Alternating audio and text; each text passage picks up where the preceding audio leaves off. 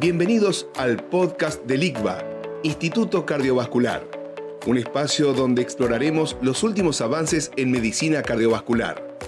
En cada episodio contaremos con la participación de expertos del ICVA, quienes compartirán su experiencia, investigaciones y recomendaciones para el manejo de la enfermedad cardiovascular. En estas series no solo buscamos transmitir conocimiento, sino generar un espacio de reflexión, debate y aprendizaje práctico. Bienvenidos al podcast del ICVA, Instituto Cardiovascular. Soy Alberto Alves de Lima, director médico del ICVA, continuando con nuestra forma de comunicarnos con nuestros colegas y amigos, llevándoles las últimas novedades en medicina cardiovascular. En este capítulo hemos hablado en otros capítulos de la válvula mitral, pero además del tema, hoy tenemos la suerte, el honor de poder compartirlo con Daniel Navia. Daniel es médico cirujano, ya hace 26 años es el jefe de cirugía cardiovascular acá en el Instituto Cardiovascular. Él ha hecho una carrera gigante, extensa, con formación en la parte quirúrgica en Cleveland Clinic y que después ha volcado los años acá en el instituto generando un sistema, un servicio de cirugía modelo para la región con múltiples novedades y alternativas terapéuticas, ya tanto en lo que es revascularización, porque es pionero en la utilización de mamarias exclusivamente y sin circulación extracorpórea, pero también en formas muy especiales de reparación de las válvulas, tanto aórticas como mitrales. Dentro de su formación ha sido miembro de redacción del Annals of Thoracic Surgery, ha sido director durante muchos años del Simposio Latinoamericano de Cirugía Cardíaca, y también ha desarrollado acá en la Argentina el primer simposio de válvulas con la Asociación Torácica Americana. Tiene más de 100 trabajos publicados en revistas internacionales con arbitraje y es doctor en medicina de acá de la Universidad de Buenos Aires. Así que hoy vamos a concentrar el tema en uno de sus temas que tiene que ver con la plástica de la válvula mitral, que creo que es una especialidad de la casa, Daniel. Hola Alberto, buen día a todos. Sí, en realidad nosotros seguimos un poco los lineamientos de las grandes escuelas americanas o europeas, y esto de la plástica mitral comenzó allá en el 83 por un cirujano muy famoso en Francia, Carpentier, que comenzó a tener la idea de que no había que cambiar las válvulas. Mucho había en esa época de los comienzos del reumatismo, que fue quedando en el olvido, tanto en Europa y en Estados Unidos, en los países desarrollados. Y también en Argentina el reumatismo dejó de estar presente como prevalencia y sí empezó a haber válvulas que estaban con insuficiencia por distintos mecanismos y empezó a tener una idea de mecanismo de reparación, entendiendo definiendo y describiendo muy claramente cuál es el mecanismo de la insuficiencia mitral, clasificándolas en distintos tipos de categorías y empezar a tratar de ver si esos mecanismos podían ser reparables y cambiar y evitar el recambio valvular. Así que eso en el 83 y bueno, todo te diría que todas las escuelas americanas y europeas a nivel mundial empezaron a seguir esa línea. Sí, Daniel, qué interesante esto del mecanismo de la válvula mitral, ¿no? Porque hemos charlado en otros episodios con Martín Vivas o con Mariano Brancic, la importancia de entender esto como un órgano específicamente. Sí, claro, porque la válvula mitral, a diferencia de otras válvulas cardíacas, la aórtica o las pulmonares al sector derecho de la tricúspide, tienen un mecanismo bastante complejo. No solo son las válvulas propiamente dichas, sino sus cuerdas, sus papilares, el músculo propiamente dicho, el tamaño del músculo y el anillo mitral. Todo eso forma parte del aparato mitral que debe ser evaluado, analizado y comprender cuál es el mecanismo de la insuficiencia. Y eso fue una de las contribuciones muy importantes que hizo este doctor francés Carpentier, que permitió abrir un espectro muy grande y convertir a la cirugía reparadora de la válvula mitral como la primera opción terapéutica en el día de hoy.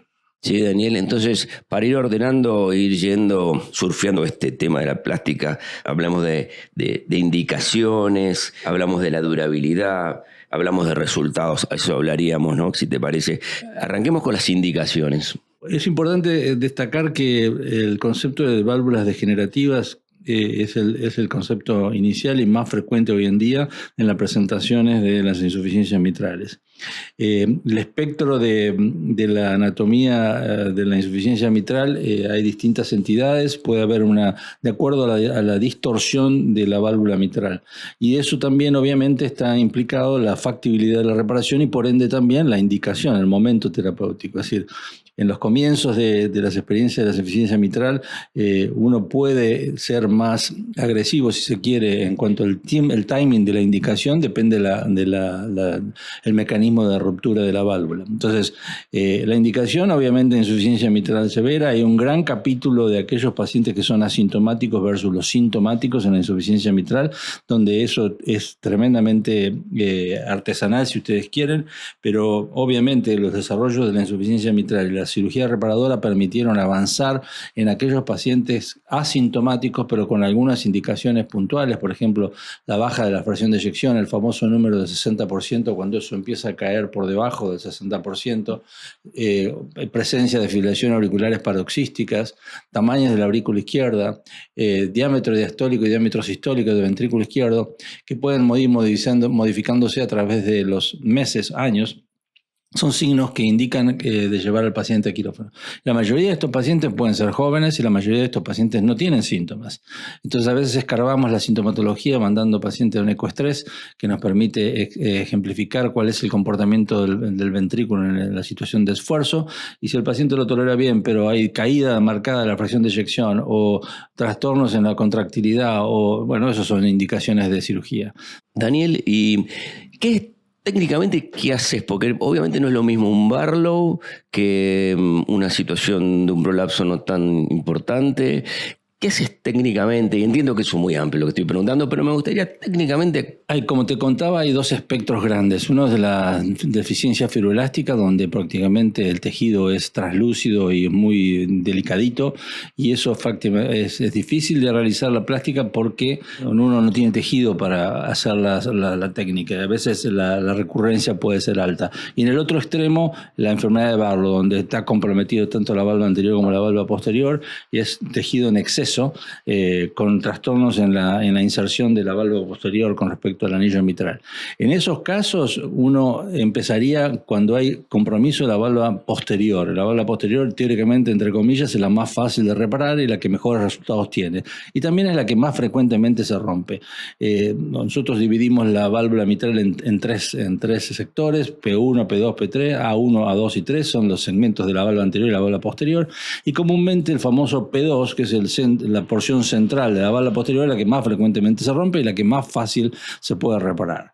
Entonces, pacientes que tengan una ruptura de válvula posterior en zona de P2, uno puede hacer una resección triangular donde tiene ruptura de esas cuerdas y prolapso sectorial, y con una sutura simple de esa zona uno puede, y después obviamente remodelar el anillo con un anillo mitral, un protésico. Eso es la práctica más fácil y que mejor resultados da. Así que eso sería uno donde podría ser, entre comillas, agresivo en llevar a un paciente oligosintomático a una cirugía temprana cuando el escenario es P2, valva posterior, y la valva anterior está intacta. Daniel, y acá hablas de la valva, ¿no? Los tensores, los músculos papilares, ¿también se le puede hacer algo? Bueno, los músculos papilares acompañan. Donde nosotros podemos trabajar es en las cuerdas, porque viste, viene músculo papilar, cuerda, y eso se insertan en la valva propiamente dicha. Las cuerdas son de primer orden, segundo orden y tercer orden, de acuerdo a la inserción. Las de primer orden están en el borde de la válvula mitral, las de segundo orden están en el cuerpo de la válvula propiamente dicha, y las terceras, que no tienen tanta entidad, cercanos al anillo mitral. Cuando se cortan, comúnmente las de primer orden, que están cerca del borde, es la que producen el prolapso. En esos casos usamos cuerdas artificiales de Gore-Tex, que es un material sintético, que eso en los últimos, te diría, 6 o 8 años nos ha cambiado la realidad y hemos podido avanzar en cirugías complejas, porque cuerdas rotas o elongadas o finitas las reemplazamos directamente por esas cuerdas y nos permiten hacer muchas reparaciones con mucha complejidad. Daniel, ¿vos podés saber esto de antemano? ¿Tenés algún estudio que haces que decís, che, mira, si no tiene tal estudio, con este estudio yo me planeo la estrategia. Nosotros, ¿cómo nos manejamos? Nos manejamos con un tras torácico, que ahora los equipamientos son muy buenos. Si el paciente si es flaco, obviamente las imágenes son muy piolas y uno se puede hacer una idea muy precisa del mecanismo de la insuficiencia. Si nosotros necesitamos mayor información, mandamos un transesofágico. De todos modos, los pacientes en el Instituto Cardiovascular tienen transesofágico en quirófano. Así que el paciente entra a quirófano, le ponemos un transesofágico, corroboramos lo que vimos en el estudio ambulatorio. Así que eso lo hacemos en quirófano, ni bien es de rutina. En todos los pacientes valvulares del instituto hacemos transesofágico. Hacemos la reparación, controlamos el resultado post salida de bomba, vemos que estamos todos contentos y ahí terminamos. Si tenemos algún problema, lo detectamos ahí en el transesofágico post reparación. Los advenimientos de los ecocardiogramas 3D nos dan una idea enorme y precisa, porque la visión que nos da el 3D no solo es anatómica, sino es la visión que tenemos en quirófano. Así que también esa información en los casos difíciles, donde hay calcio, donde hay otros mecanismos que no podemos interpretar bien, el uso del transesofágico con 3D nos permite dar una imagen tremendamente precisa si vamos con toda la información a quirófano. Esto debe tener mucho que ver con los resultados, que es el otro tema que teníamos que hablar, y vos has publicado mucho esas experiencias, ¿no? Sí, obviamente. Nosotros tenemos también, sobre todo estamos hablando de gente joven asintomática, si tenemos un mecanismo claro, la primera opción terapéutica es reparación.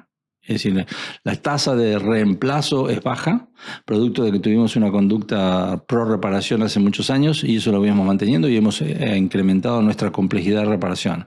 Así que eso es así, y los resultados han sido tremendamente buenos y los hemos publicado con la tasa porque muchas veces los pacientes, yo siempre lo digo, en el consultorio te dicen, bueno, sí doctor, usted me la va a reparar, pero ¿cuánto me va a durar? Entonces, no es un tema menor, porque el paciente obviamente no le interesa volver a los 2 años a cirugía o replantearse eso. Entonces buscamos esa tasa de reparación, entonces tenemos más o menos, la tasa de reparación de reintervención es baja, pero los pacientes pueden tener recurrencia de insuficiencias mitrales. Entonces, ¿cuánto es la recurrencia? Bueno, estamos alrededor de 14% de los pacientes a 10 años que pueden recurrir de insuficiencia, de no insuficiencia o insuficiencia leve en el postoperatorio inmediato. A los 10 años la chance de que tengan una insuficiencia mitral moderada o más es alrededor del 14%. Daniel, ¿y hay alguna edad en la cual vos decís, acá tengo que hacer el reemplazo? Entiendo que las biológicas tienen un tiempo, porque la válvula, cuando hay reemplazo, la válvula tiene una durabilidad, o por lo menos se sabe de una determinada durabilidad. En cuanto a la reparación, ¿hay una edad que vos decís, acá no o acá sí? Casualmente el otro día tuvimos que manejar ese tipo de planteos. Paciente 84 años, que nuestra primera opción fue reparación. Intentamos repararla, tenía una insuficiencia fibrolástica, los tejidos eran muy delicaditos, y primer intento de reparación, segundo intento de reparación, y al tercero se la cambié. ¿Por qué te digo esto? Porque reparar una válvula tiene su timing en cuanto al tema técnico. Si eso se demora mucho, pones en riesgo el procedimiento en sí, y sobre todo pacientes de 40 años, 50 años pueden tolerar volver a entrar en cirugía en bomba para volver a retocar la válvula que no te quedó bien, pero una paciente de 80 años o más directamente podés intentar, pero cualquier prolongación del procedimiento aumenta el riesgo por el procedimiento en sí. Entonces en esos casos se la cambiamos. Esto lo que hablabas es que haces un intento, chequeas, es el mismo acto quirúrgico. Sí. Uno se va dando cuenta por la experiencia de cómo viene la reparación. Haces una cuerda, haces una resección, pones un anillo, y si uno va teniendo chequeos permanentes de cuál es la competencia valvular, y te vas dando cuenta de que en algún momento no te va a quedar bien, o va a ser se transforma en una reparación compleja, y en esos casos directamente se la cambias. Si vos, a la luz de los resultados, ¿cuáles serían para vos los criterios centrales para definir la intervención y que te va a andar bien? Primero el mecanismo. Ese mecanismo lo tenemos en el eco preoperatorio. ¿Qué mecanismo te parece más? El mecanismo de valva posterior, con ruptura de P2 en la zona central de la valva posterior, con una neuroplastia y un jet excéntrico hacia la valva anterior.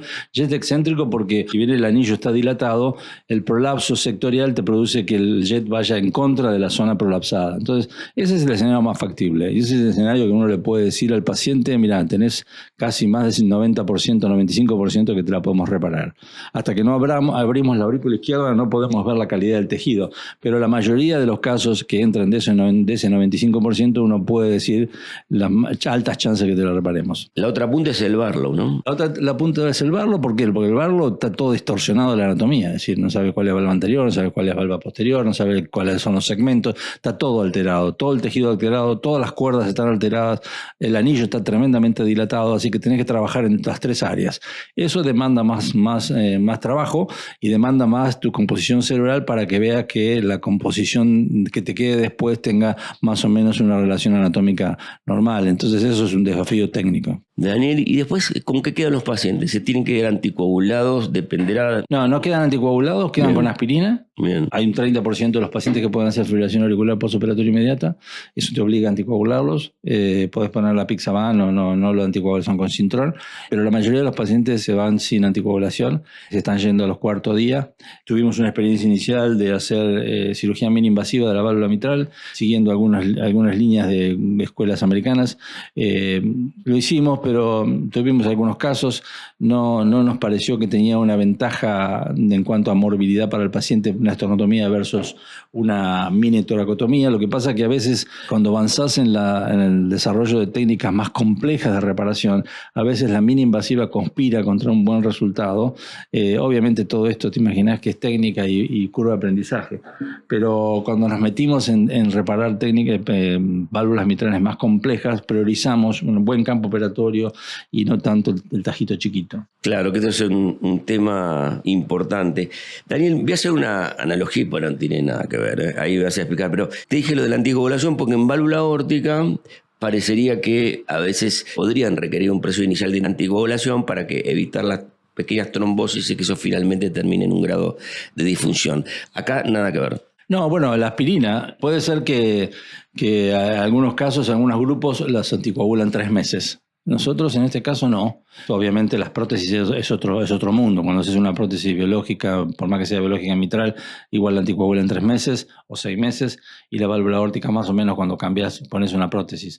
Pero comúnmente la patología mitral de reemplazo sí exige una anticoagulación, obviamente, biológica, anticoagulación 3 o 6 meses, pero en las plásticas mitrales no lo estamos haciendo. Bueno, hemos dado un recorrido, ¿no? Indicaciones, hemos hablado de resultados, de durabilidad. ¿Algo más sobre durabilidad que me quisieras comentar? No, lo que sí, nosotros hacemos un seguimiento puntual, tenemos un seguimiento ecocardiográfico anual y en contacto con los cardiólogos nuestros hicimos un centro de reparación valvular donde el instituto armó un capítulo donde tenemos con el doctor Piccinini y yo, Adriana Aranda, Florencia Castro, Mariana Brancic, todos trabajamos mancomunadamente, discutimos los pacientes, sobre todo los pacientes grises, asintomáticos, jóvenes, si tiene sentido llevarlos al quirófano o no.